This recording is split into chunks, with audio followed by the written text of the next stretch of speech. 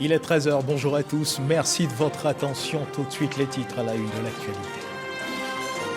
Retour ce 13 heures sur le message à la nation délivré par le chef de l'État Alassane Ouattara à la veille de la célébration de l'indépendance. Hommage au président Henri Konan Bédié, les actions initiées par le gouvernement pour le bien-être des populations, les grands projets de développement engagés, les élections locales à venir. Discours à suivre en début de journal.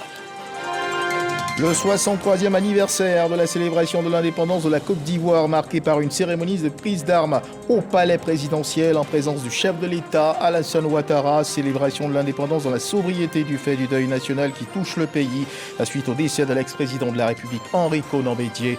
Voilà pour l'essentiel. Bonjour à tous, merci de nous suivre. Nous sommes le 7 août 2023 et aujourd'hui la Côte d'Ivoire célèbre le 63e anniversaire de son accession à l'indépendance. Hier 6 août, en direct du palais présidentiel, le chef de l'État Alassane Ouattara a délivré son traditionnel message à la nation. Retour sur ce message à la nation délivré par le chef de l'État.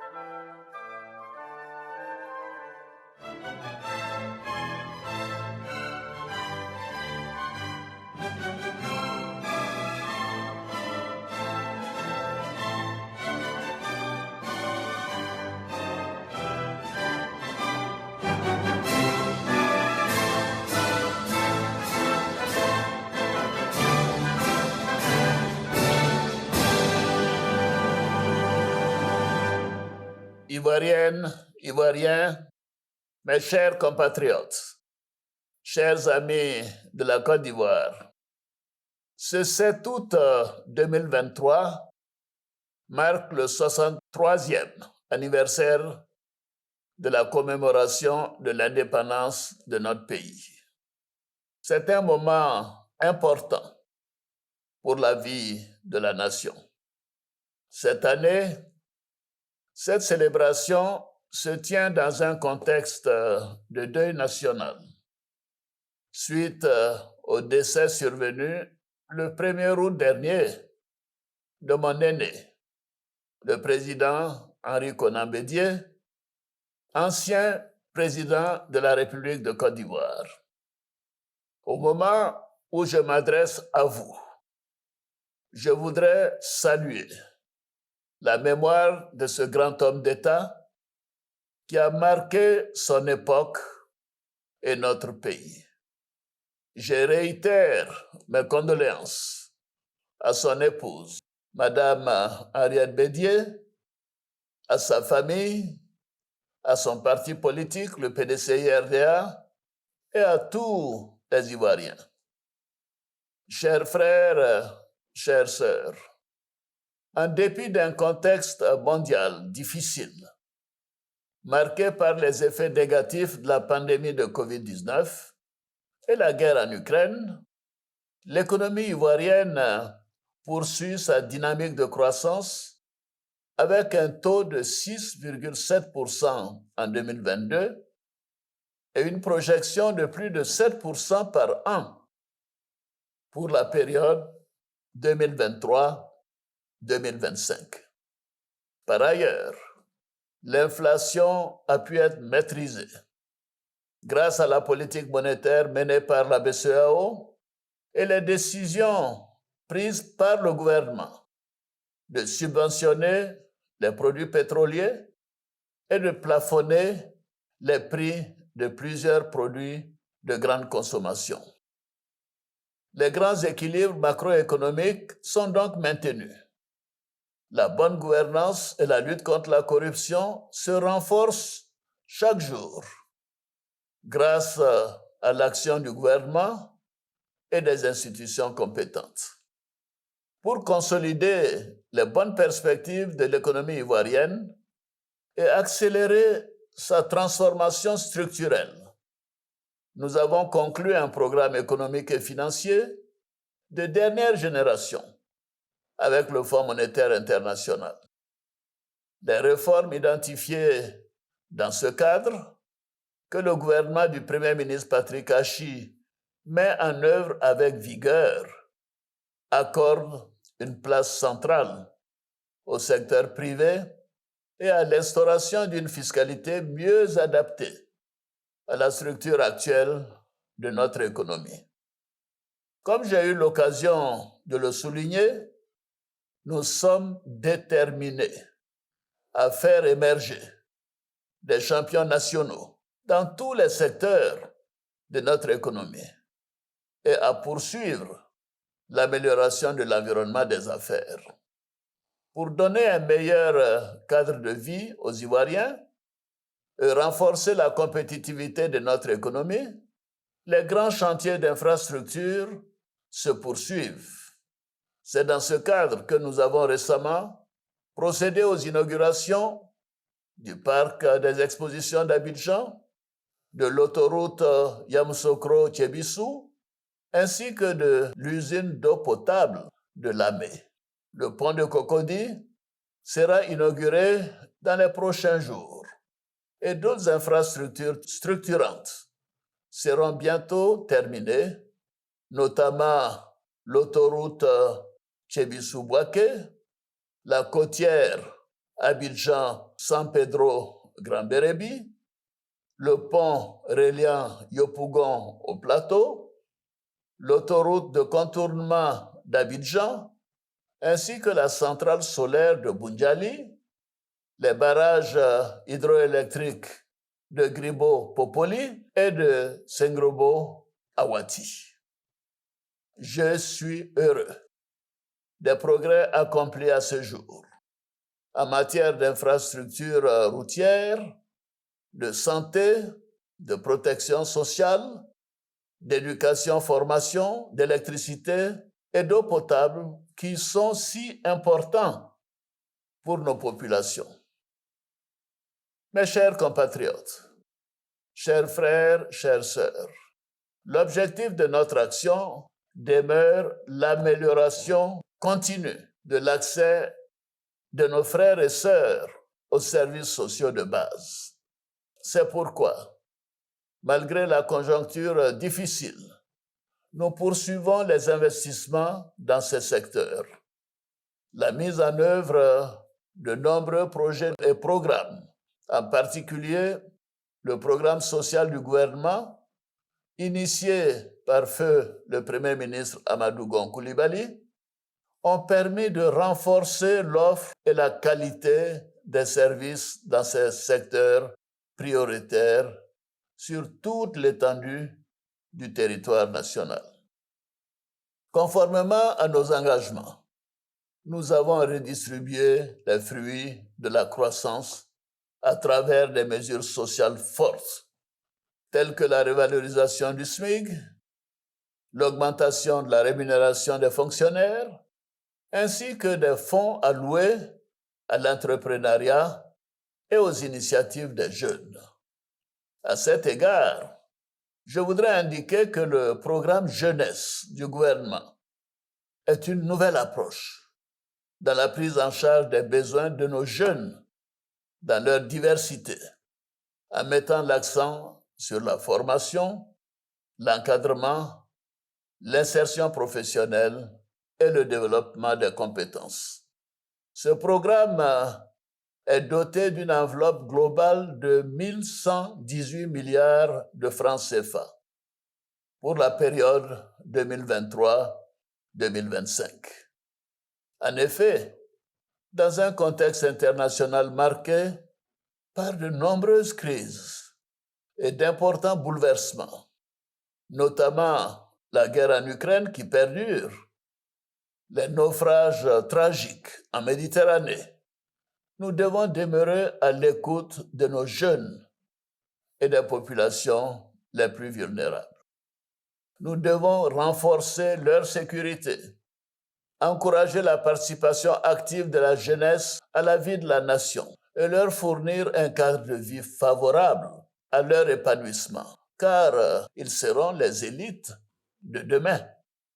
Mes chers compatriotes, les institutions sont le socle de la nation. Elles assurent la protection des citoyens et garantissent les droits et libertés de toutes les Ivoiriennes et de tous les Ivoiriens. La récente modification constitutionnelle qui vient d'être adoptée par le Parlement, réuni en Congrès, permettra plus d'efficacité dans l'examen des projets de loi soumis au Parlement par le gouvernement, en faisant coïncider la période de travail parlementaire et celle du travail gouvernemental. Comme vous le savez, chers compatriotes, le 2 septembre prochain, les Ivoiriens seront appelés aux urnes pour renouveler les élus locaux que sont les conseillers régionaux et municipaux.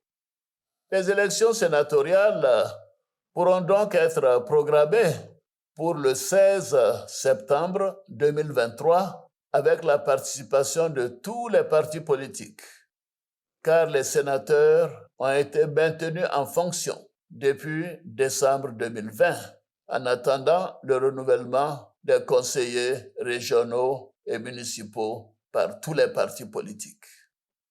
Je souhaite que toutes ces élections se déroulent dans un climat de paix et de fraternité. Il y va de la consolidation de nos acquis démocratiques. J'en appelle donc au sens des responsabilités de tous les candidats, des partis politiques et de l'ensemble de nos compatriotes. Chers frères, chères sœurs, la paix, la sécurité et la cohésion sociale constituent nos atouts les plus importants pour la stabilité de notre pays. Nous devons maintenir ce climat de paix et de sécurité pour poursuivre la dynamique de développement socio-économique de notre beau pays. C'est pourquoi nous avons, au cours de ces dernières années, fait d'importants investissements pour moderniser les équipements de nos forces de défense et de sécurité, améliorer leurs conditions de vie, renforcer les effectifs et leur formation. Par ailleurs, le Conseil national de sécurité que je préside se réunit régulièrement pour maintenir la veille sécuritaire dans notre pays et dans notre sous-région. Nous condamnons la tentative de coup d'État au Niger, qui constitue une grave menace à la paix et à la sécurité dans la sous-région. Bien évidemment, nous soutenons les initiatives de la CEDEAO visant à rétablir l'ordre constitutionnel dans ce pays, frère, et à permettre au président Mohamed Bazoum, président démocratiquement élu, d'exercer librement ses fonctions. Ceci est essentiel. Chers frères, chères sœurs, dans quelques mois, plus précisément le 13 janvier 2024, notre pays aura l'honneur d'accueillir la 34e édition de la Coupe d'Afrique des Nations de football, la CAN 2023.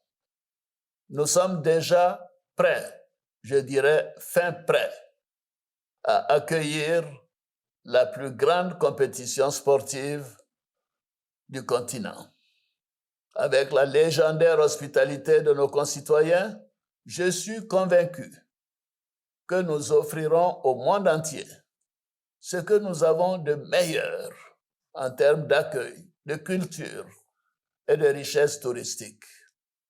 Je félicite le Premier ministre Patrick Achi et le gouvernement pour la qualité des infrastructures. J'y associe tous les partenaires, tous les autres partenaires, nationaux et extérieurs, qui contribuent au respect de nos engagements pour l'organisation réussie de cette CAN. À nos éléphants footballeurs, je voudrais vous assurer de mon soutien, du soutien du gouvernement et de l'ensemble des Ivoiriens. Vous évoluerez dans les conditions les plus optimales lors de cette CAN à domicile. Rendez nos compatriotes encore plus fiers par vos performances. Par ailleurs, la 19e édition du championnat du monde de basketball se déroulera du 25 août au 10 septembre 2023. Je voudrais féliciter nos éléphants basketteurs qui se sont brillamment qualifiés pour cette prestigieuse compétition au cours de laquelle vous aurez, comme à l'accoutumée, à défendre dignement le drapeau ivoirien. Mes chers compatriotes, chers frères, chères sœurs, le père de la nation, le président Félix Houphouët-Boigny, avait pour seule obsession la paix des cœurs, la paix sociale et la paix entre les nations. J'ai foi en cette vision parce que la paix est le premier pilier du développement. Nous continuerons donc à y travailler sans relâche pour le bonheur et l'épanouissement de tous les habitants de notre beau pays, pour une Côte d'Ivoire développée et moderne. Chaque Ivoirienne et chaque Ivoirien a un rôle à jouer et je voudrais compter sur chacun de vous. Les avancées de ces dernières années ont généré de nombreuses opportunités dans tous les secteurs et dans toutes les régions de notre beau pays. L'État sera aux côtés de chacun de vous pour vous accompagner dans la concrétisation de vos projets. Je sais pouvoir compter sur toutes les forces vives de la nation pour relever ensemble tous les défis dans l'union, la discipline et le travail. Bonne fête de l'indépendance à toutes et à tous. Vive la République, vive la Côte d'Ivoire, que Dieu bénisse notre beau pays.